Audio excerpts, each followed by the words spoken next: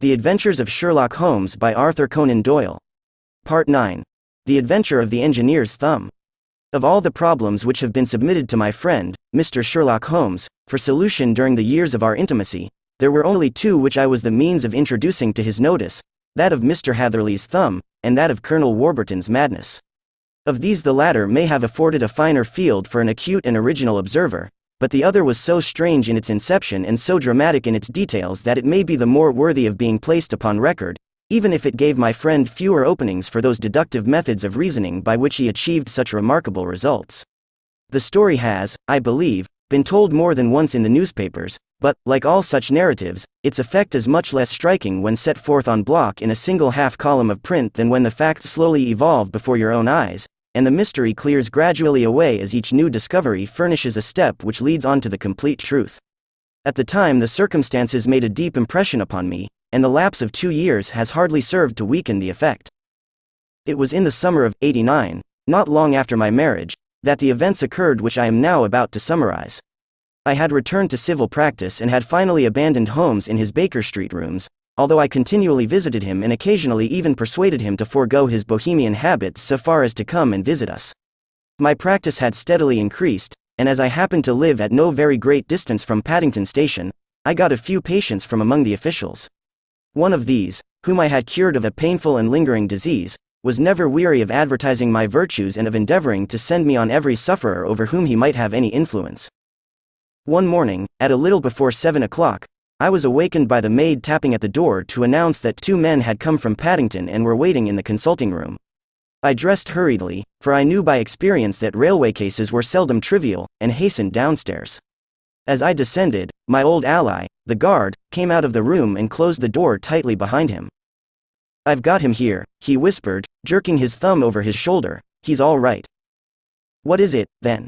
I asked, for his manner suggested that it was some strange creature which he had caged up in my room. "It's a new patient," he whispered. "I thought I'd bring him round myself, then he couldn't slip away. There he is, all safe and sound. I must go now, doctor. I have my duties, just the same as you." And off he went, this trusty tout, without even giving me time to thank him. I entered my consulting room and found a gentleman seated by the table. He was quietly dressed in a suit of heather tweed with a soft cloth cap which he had laid down upon my books. Round one of his hands he had a handkerchief wrapped, which was mottled all over with bloodstains. He was young, not more than 25, I should say, with a strong, masculine face, but he was exceedingly pale and gave me the impression of a man who was suffering from some strong agitation, which it took all his strength of mind to control.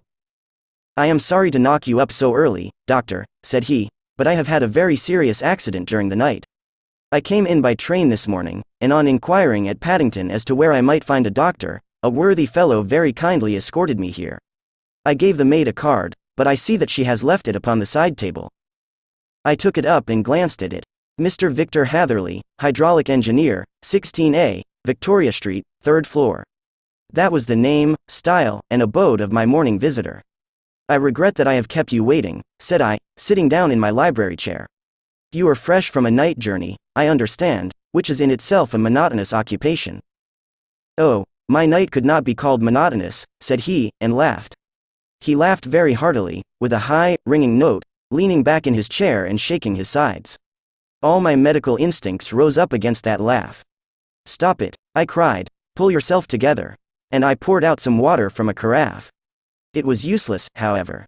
He was off in one of those hysterical outbursts which come upon a strong nature when some great crisis is over and gone. Presently he came to himself once more, very weary and pale looking. "I have been making a fool of myself," he gasped. "Not at all. Drink this." I dashed some brandy into the water, and the color began to come back to his bloodless cheeks. "That's better," said he. "And now, doctor, perhaps you would kindly attend to my thumb, or rather to the place where my thumb used to be." He unwound the handkerchief and held out his hand. It gave even my hardened nerves a shudder to look at it. There were 4 protruding fingers in a horrid red, spongy surface where the thumb should have been. It had been hacked or torn right out from the roots. "Good heavens," I cried, "this is a terrible injury. It must have bled considerably." "Yes, it did. I fainted when it was done, and I think that I must have been senseless for a long time. When I came to I found that it was still bleeding, so I tied one end of my handkerchief very tightly round the wrist and braced it up with a twig. Excellent. You should have been a surgeon. It is a question of hydraulics, you see, and came within my own province. This has been done, said I, examining the wound, by a very heavy and sharp instrument. A thing like a cleaver, said he. An accident, I presume? By no means. What, a murderous attack? Very murderous indeed. You horrify me. I sponged the wound, cleaned it, dressed it, and finally covered it over with cotton wadding and carbolized bandages. He lay back without wincing, though he bit his lip from time to time. How is that? I asked when I had finished. Capital. Between your brandy and your bandage, I feel a new man. I was very weak, but I have had a good deal to go through. Perhaps you had better not speak of the matter. It is evidently trying to your nerves. Oh, no, not now. I shall have to tell my tale to the police, but, between ourselves, if it were not for the convincing evidence of this wound of mine, I should be surprised if they believed my statement, for it is a very extraordinary one, and I have not much in the way of proof with which to back it up, and, even if they believe me, the clues which I can give them are so vague that it is a question whether justice will be done. Ha, cried I, if it is anything in the nature of a problem which you desire to see solved, I should strongly recommend you to come to my friend, Mr. Sherlock Holmes, before you go to the official police. Oh, I have heard of that fellow, answered my visitor, and I should be very glad if he would take the matter up, though of course I must use the official police as well. Would you give me an introduction to him? I'll do better. I'll take you round to him myself. I should be immensely obliged to you. We'll call a cab and go together. We shall just be in time to have a little breakfast with him. Do you feel equal to it? Yes, I shall not feel easy until I have told my story. Then my servant will call a cab, and I shall be with you in an instant. I rushed upstairs, explained the matter shortly to my wife, and in 5 minutes was inside a hansom, driving with my new acquaintance to Baker Street. Sherlock Holmes was, as I expected, lounging about his sitting room in his dressing gown, reading the agony column of the Times and smoking his before-breakfast pipe, which was composed of all the plugs and dawdles left from his smokes of the day before, all carefully dried and collected on the corner of the mantelpiece. He received us in his quietly genial fashion, ordered fresh rashers and eggs, and joined us in a hearty meal. When it was concluded, he settled our new acquaintance upon the sofa, placed a pillow beneath his head, and laid a glass of brandy and water within his reach. It is easy to see that your experience has been no common one, Mr. Hatherley, said he. Pray, lie down there and make yourself absolutely at home. Tell us what you can, but stop when you are tired and keep up your strength with a little stimulant. Thank you, said my patient, but I have felt another man since the doctor bandaged me, and I think that your breakfast has completed the cure. I shall take up as little of your valuable time as possible, so I shall start at once upon my peculiar experiences. Holmes sat in his big armchair with the weary, heavy-lidded expression which veiled his keen and eager nature, while I sat opposite to him, and we listened in silence to the strange story which our visitor detailed to us. You must know, said he, that I am an orphan and a bachelor, residing alone in lodgings in London. By profession I am a hydraulic engineer, and I have had considerable experience of my work during the 7 years that I was apprenticed to Venner and Matheson, the well-known firm, of Greenwich. 2 years ago, having served my time, and having also come into a fair sum of money through my poor father's death, I determined to start in business for myself and took professional chambers in Victoria Street. I suppose that everyone finds his first independent start in business a dreary experience. To me it has been exceptionally so. During 2 years I have had 3 consultations and 1 small job, and that is absolutely all that my profession has brought me. My gross takings amount to £27.10. Every day, from 9 in the morning until 4 in the afternoon, I waited in my little den, until at last my heart began to sink, and I came to believe that I should never have any practice at all. Yesterday, however, just as I was thinking of leaving the office, my clerk entered to say there was a gentleman waiting who wished to see me upon business. He brought up a card, too, with the name of Colonel Lysander Stark, engraved upon it. Close at his heels came the colonel himself, a man rather over the middle size, but of an exceeding thinness. I do not think that I have ever seen so thin a man. His whole face sharpened away into nose and chin, and the skin of his cheeks was drawn quite tense over his outstanding bones. Yet this emaciation seemed to be his natural habit, and due to no disease, for his eye was bright, his step brisk, and his bearing assured. He was plainly but neatly dressed, and his age, I should judge, would be nearer 40 than 30. Mr. Hatherley? Said he, with something of a German accent.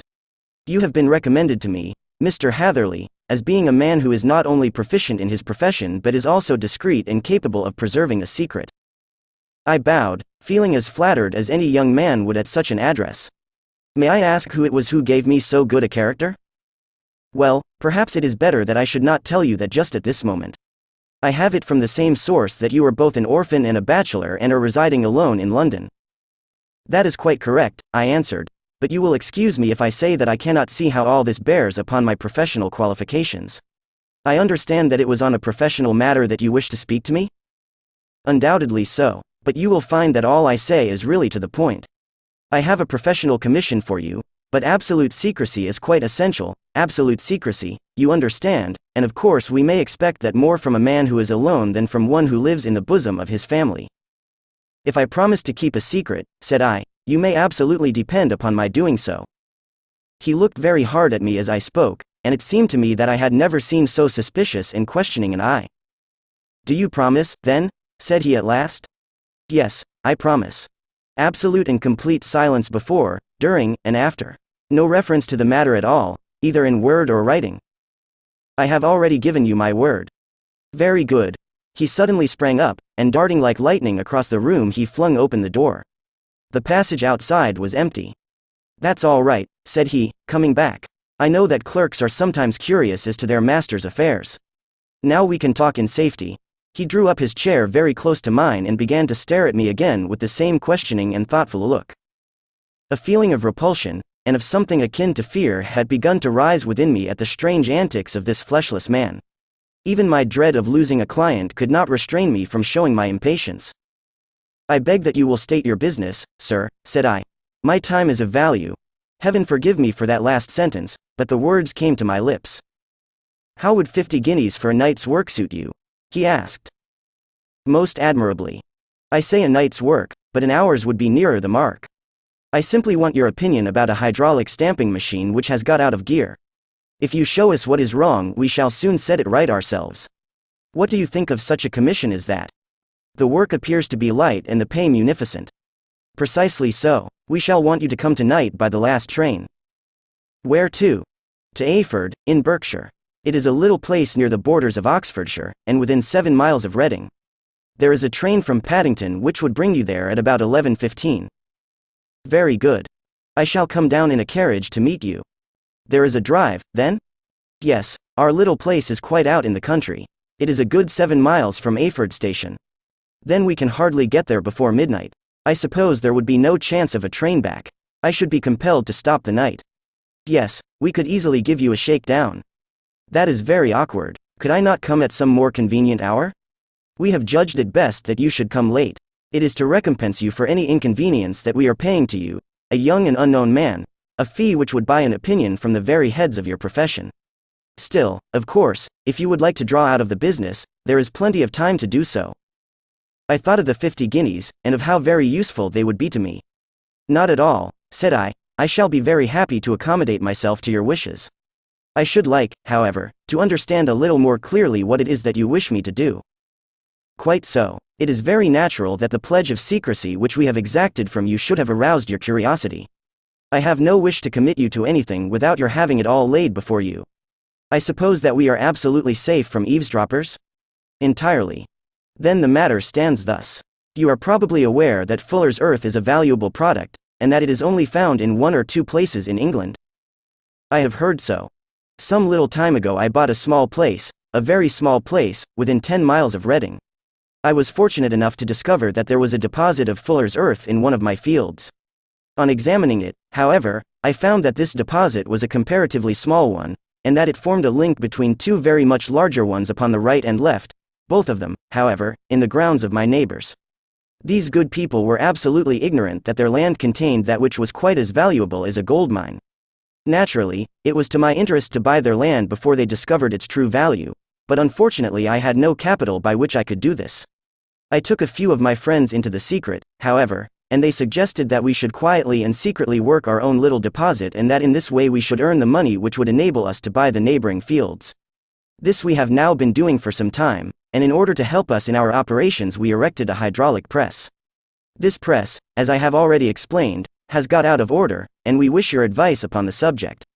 We guard our secret very jealously, however, and if it once became known that we had hydraulic engineers coming to our little house, it would soon rouse inquiry, and then, if the facts came out, it would be goodbye to any chance of getting these fields and carrying out our plans. That is why I have made you promise me that you will not tell a human being that you are going to Ayford tonight. I hope that I make it all plain? I quite follow you, said I. The only point which I could not quite understand was what use you could make of a hydraulic press in excavating Fuller's earth, which, as I understand, is dug out like gravel from a pit. Ah, said he carelessly, we have our own process. We compress the earth into bricks, so as to remove them without revealing what they are. But that is a mere detail. I have taken you fully into my confidence now, Mr. Hatherley, and I have shown you how I trust you. He rose as he spoke. I shall expect you, then, at Ayford at 11:15. I shall certainly be there. And not a word to a soul. He looked at me with a last long, questioning gaze, and then, pressing my hand in a cold, dank grasp, he hurried from the room. Well, when I came to think it all over in cool blood, I was very much astonished, as you may both think, at this sudden commission which had been entrusted to me. On the one hand, of course, I was glad, for the fee was at least tenfold what I should have asked had I set a price upon my own services, and it was possible that this order might lead to other ones. On the other hand, the face and manner of my patron had made an unpleasant impression upon me, and I could not think that his explanation of the Fuller's earth was sufficient to explain the necessity for my coming at midnight, and his extreme anxiety lest I should tell anyone of my errand. However, I threw all fears to the winds, ate a hearty supper, drove to Paddington, and started off, having obeyed to the letter the injunction as to holding my tongue. At Reading I had to change not only my carriage but my station. However, I was in time for the last train to Ayford, and I reached the little dim-lit station after 11 o'clock. I was the only passenger who got out there, and there was no one upon the platform save a single sleepy porter with a lantern.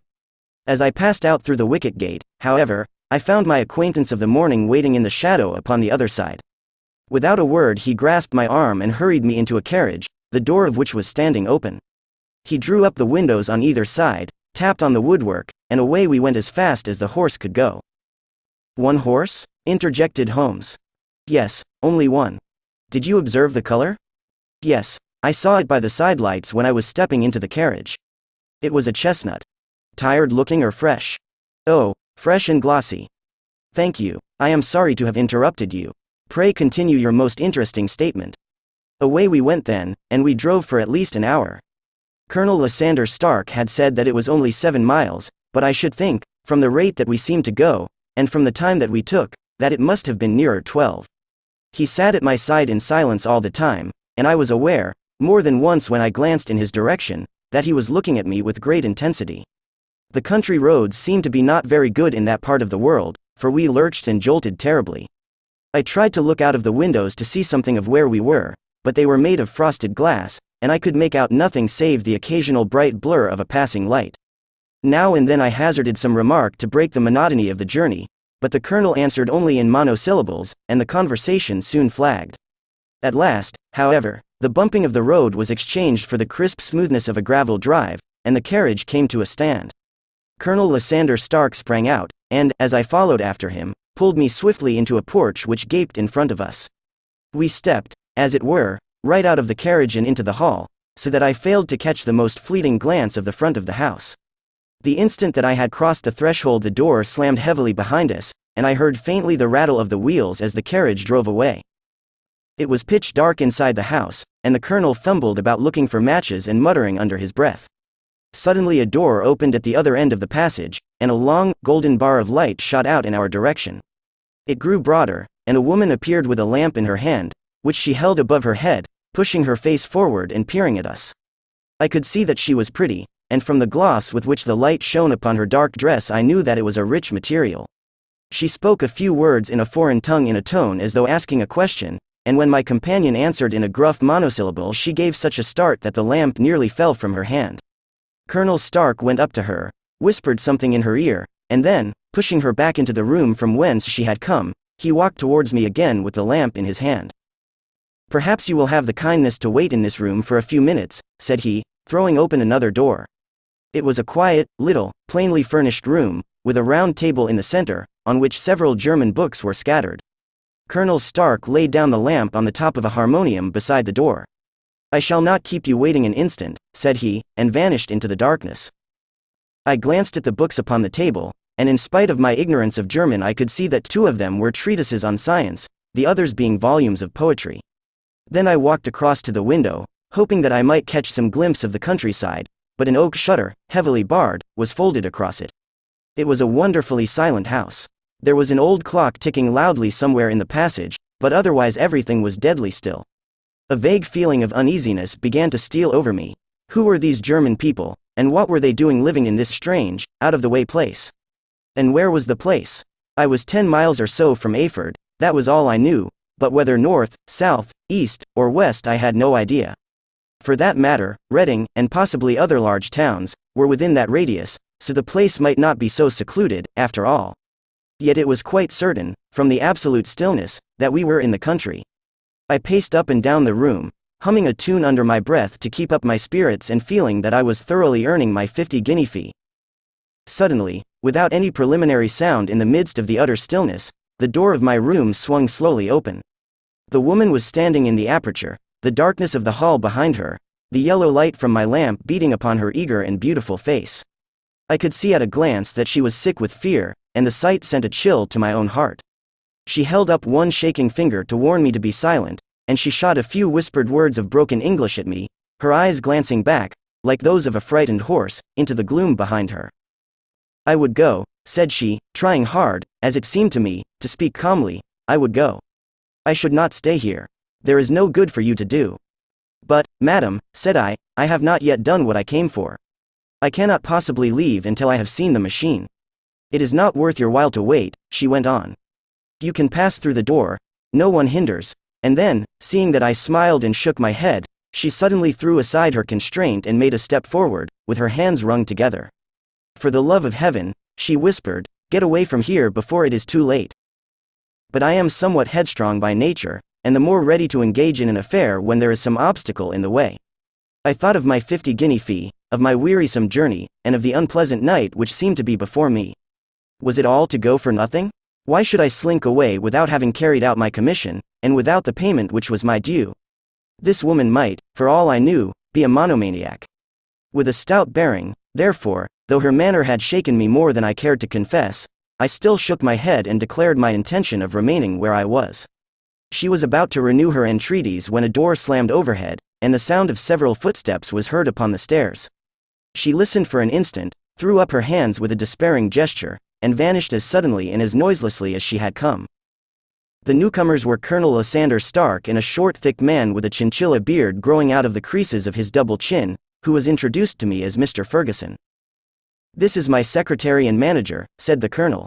"By the way, I was under the impression that I left this door shut just now. I fear that you have felt the draught." "On the contrary," said I opened the door myself because I felt the room to be a little close. He shot one of his suspicious looks at me. "Perhaps we had better proceed to business, then," said he. "Mr. Ferguson and I will take you up to see the machine.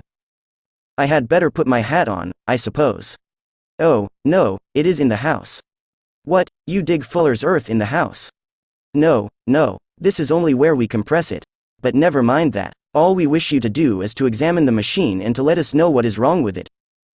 We went upstairs together, the colonel first with the lamp, the fat manager and I behind him. It was a labyrinth of an old house, with corridors, passages, narrow winding staircases, and little low doors, the thresholds of which were hollowed out by the generations who had crossed them.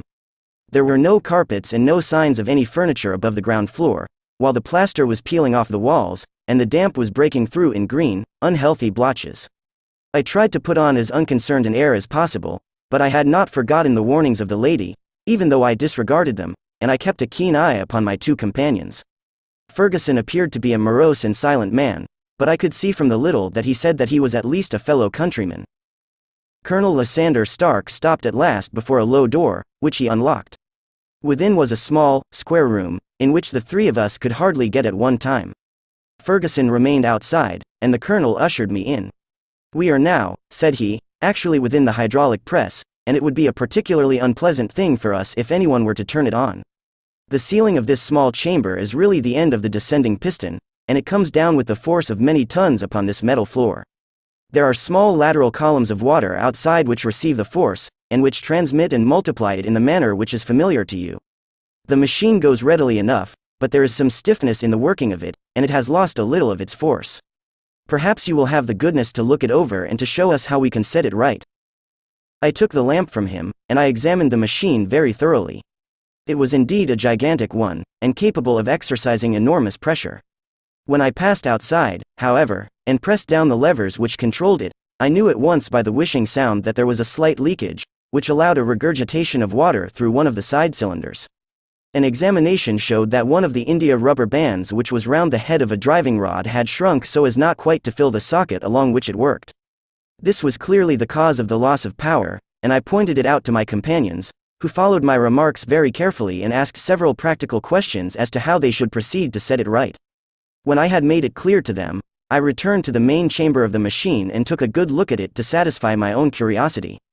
It was obvious at a glance that the story of the fuller's earth was the merest fabrication, for it would be absurd to suppose that so powerful an engine could be designed for so inadequate a purpose. The walls were of wood, but the floor consisted of a large iron trough, and when I came to examine it I could see a crust of metallic deposit all over it. I had stooped and was scraping at this to see exactly what it was when I heard a muttered exclamation in German and saw the cadaverous face of the colonel looking down at me. "What are you doing there?" he asked. I felt angry at having been tricked by so elaborate a story as that which he had told me. "I was admiring your fuller's earth," said I. "I think that I should be better able to advise you as to your machine if I knew what the exact purpose was for which it was used." The instant that I uttered the words I regretted the rashness of my speech. His face set hard, and a baleful light sprang up in his grey eyes. "Very well," said he, "you shall know all about the machine." He took a step backward, slammed the little door, and turned the key in the lock. I rushed towards it and pulled at the handle, but it was quite secure, and did not give in the least to my kicks and shoves. "Hello!" I yelled. "Hello, Colonel, let me out." And then suddenly in the silence I heard a sound which sent my heart into my mouth. It was the clank of the levers and the swish of the leaking cylinder. He had set the engine at work. The lamp still stood upon the floor where I had placed it when examining the trough. By its light I saw that the black ceiling was coming down upon me, slowly, jerkily, but, as none knew better than myself, with a force which must within a minute grind me to a shapeless pulp. I threw myself, screaming, against the door, and dragged with my nails at the lock. I implored the colonel to let me out, but the remorseless clanking of the levers drowned my cries. The ceiling was only a foot or two above my head, and with my hand upraised I could feel its hard, rough surface. Then it flashed through my mind that the pain of my death would depend very much upon the position in which I met it. If I lay on my face the weight would come upon my spine, and I shuddered to think of that dreadful snap. Easier the other way, perhaps, and yet, had I the nerve to lie and look up at that deadly black shadow wavering down upon me? Already I was unable to stand erect, when my eye caught something which brought a gush of hope back to my heart. I have said that though the floor and ceiling were of iron, the walls were of wood. As I gave a last hurried glance around, I saw a thin line of yellow light between two of the boards, which broadened and broadened as a small panel was pushed backward. For an instant I could hardly believe that here was indeed a door which led away from death. The next instant I threw myself through, and lay half fainting upon the other side. The panel had closed again behind me, but the crash of the lamp, and a few moments afterwards the clang of the two slabs of metal, told me how narrow had been my escape. I was recalled to myself by a frantic plucking at my wrist, and I found myself lying upon the stone floor of a narrow corridor, while a woman bent over me and tugged at me with her left hand, while she held a candle in her right.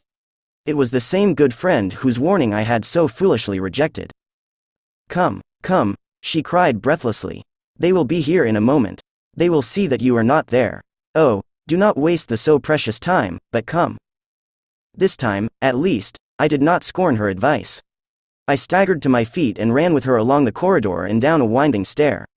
The ladder led to another broad passage, and just as we reached it we heard the sound of running feet and the shouting of two voices, one answering the other from the floor on which we were and from the one beneath.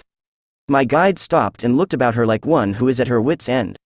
Then she threw open a door which led into a bedroom, through the window of which the moon was shining brightly. "It is your only chance," said she. "It is high, but it may be that you can jump it." As she spoke a light sprang into view at the further end of the passage, and I saw the lean figure of Colonel Lysander Stark rushing forward with a lantern in one hand and a weapon like a butcher's cleaver in the other. I rushed across the bedroom, flung open the window, and looked out. How quiet and sweet and wholesome the garden looked in the moonlight, and it could not be more than 30 feet down. I clambered out upon the sill, but I hesitated to jump until I should have heard what passed between my savior and the ruffian who pursued me. If she were ill-used, then at any risks I was determined to go back to her assistance. The thought had hardly flashed through my mind before he was at the door, pushing his way past her, but she threw her arms round him and tried to hold him back. "Fritz, Fritz," she cried in English, "remember your promise after the last time. You said it should not be again. He will be silent. Oh, he will be silent." "You are mad, Elise," he shouted, struggling to break away from her. "You will be the ruin of us. He has seen too much. Let me pass, I say." He dashed her to one side, and, rushing to the window, cut at me with his heavy weapon. I had let myself go, and was hanging by the hands to the sill, when his blow fell. I was conscious of a dull pain, my grip loosened, and I fell into the garden below. I was shaken but not hurt by the fall, so I picked myself up and rushed off among the bushes as hard as I could run, for I understood that I was far from being out of danger yet. Suddenly, however, as I ran, a deadly dizziness and sickness came over me.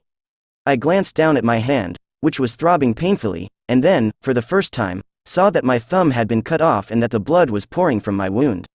I endeavored to tie my handkerchief round it, but there came a sudden buzzing in my ears, and next moment I fell in a dead faint among the rose bushes.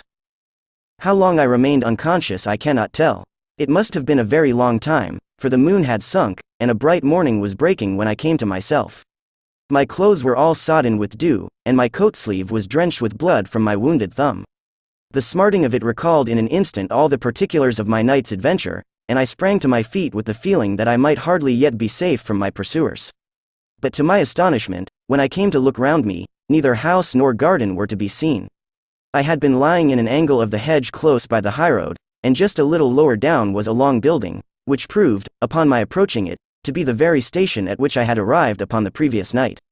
Were it not for the ugly wound upon my hand, all that had passed during those dreadful hours might have been an evil dream. Half dazed, I went into the station and asked about the morning train. There would be one to Reading in less than an hour. The same porter was on duty, I found, as had been there when I arrived. I inquired of him whether he had ever heard of Colonel Lysander Stark.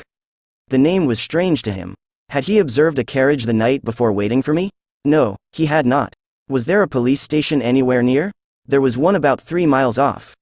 It was too far for me to go, weak and ill as I was. I determined to wait until I got back to town before telling my story to the police. It was a little past 6 when I arrived, so I went first to have my wound dressed, and then the doctor was kind enough to bring me along here. I put the case into your hands and shall do exactly what you advise." We both sat in silence for some little time after listening to this extraordinary narrative. Then Sherlock Holmes pulled down from the shelf one of the ponderous commonplace books in which he placed his cuttings. "Here is an advertisement which will interest you," said he. "It appeared in all the papers about a year ago. Listen to this. Lost, on the 9th inst.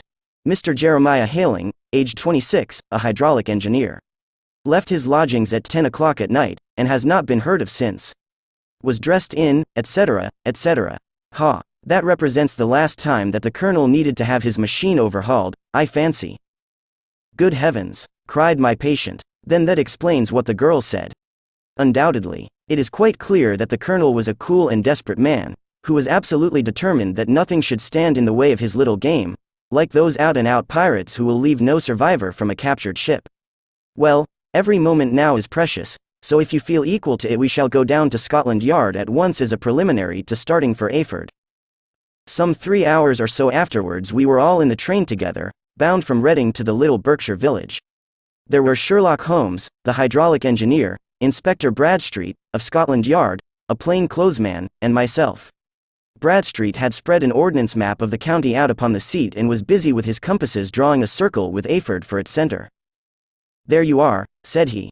"That circle is drawn at a radius of 10 miles from the village.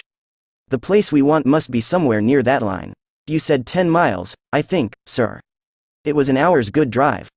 And you think that they brought you back all that way when you were unconscious?" "They must have done so. I have a confused memory, too, of having been lifted and conveyed somewhere." "What I cannot understand," said I, "is why they should have spared you when they found you lying fainting in the garden. Perhaps the villain was softened by the woman's entreaties." "I hardly think that likely.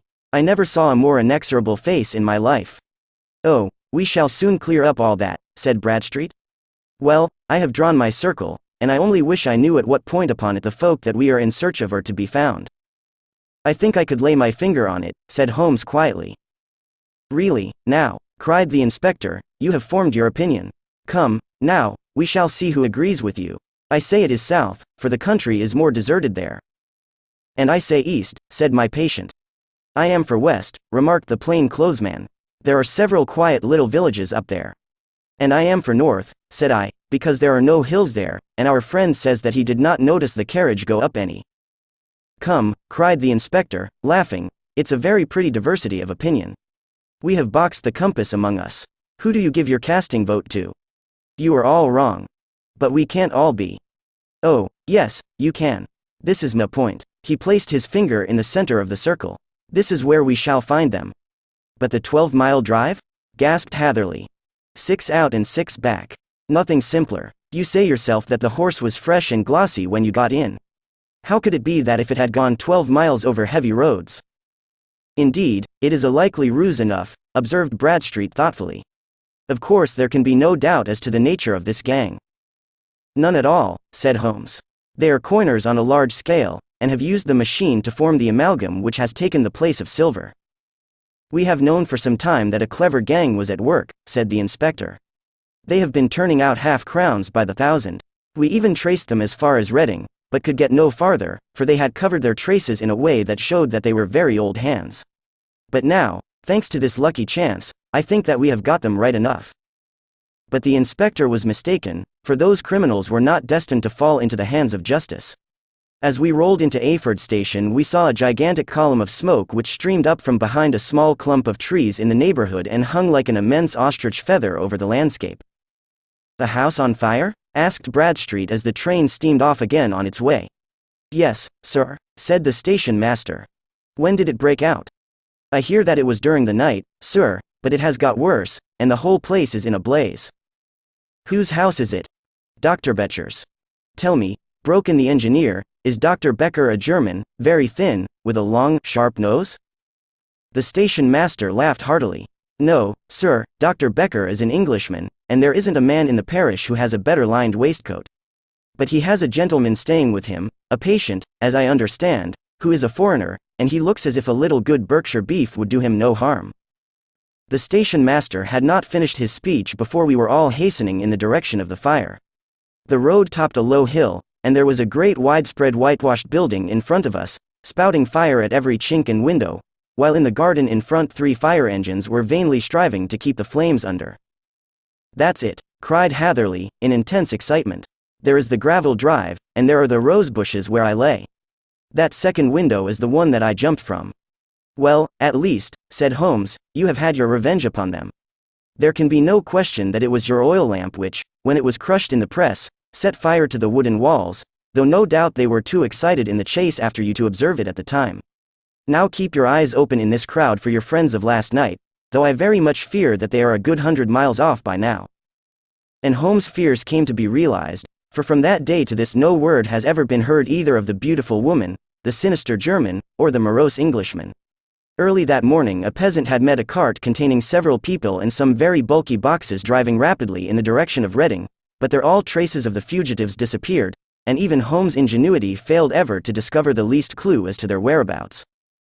The firemen had been much perturbed at the strange arrangements which they had found within, and still more so by discovering a newly severed human thumb upon a windowsill of the second floor. About sunset, however, their efforts were at last successful, and they subdued the flames, but not before the roof had fallen in, and the whole place been reduced to such absolute ruin that, save some twisted cylinders and iron piping, not a trace remained of the machinery which had cost our unfortunate acquaintance so dearly. Large masses of nickel and of tin were discovered stored in an outhouse, but no coins were to be found, which may have explained the presence of those bulky boxes which have been already referred to. How our hydraulic engineer had been conveyed from the garden to the spot where he recovered his senses might have remained forever a mystery were it not for the soft mold, which told us a very plain tale. He had evidently been carried down by 2 persons, one of whom had remarkably small feet and the other unusually large ones. On the whole, it was most probable that the silent Englishman, being less bold or less murderous than his companion, had assisted the woman to bear the unconscious man out of the way of danger. "Well," said our engineer ruefully as we took our seats to return once more to London, "it has been a pretty business for me. I have lost my thumb and I have lost a 50-guinea fee, and what have I gained?" "Experience," said Holmes, laughing. "Indirectly it may be of value, you know. You have only to put it into words to gain the reputation of being excellent company for the remainder of your existence."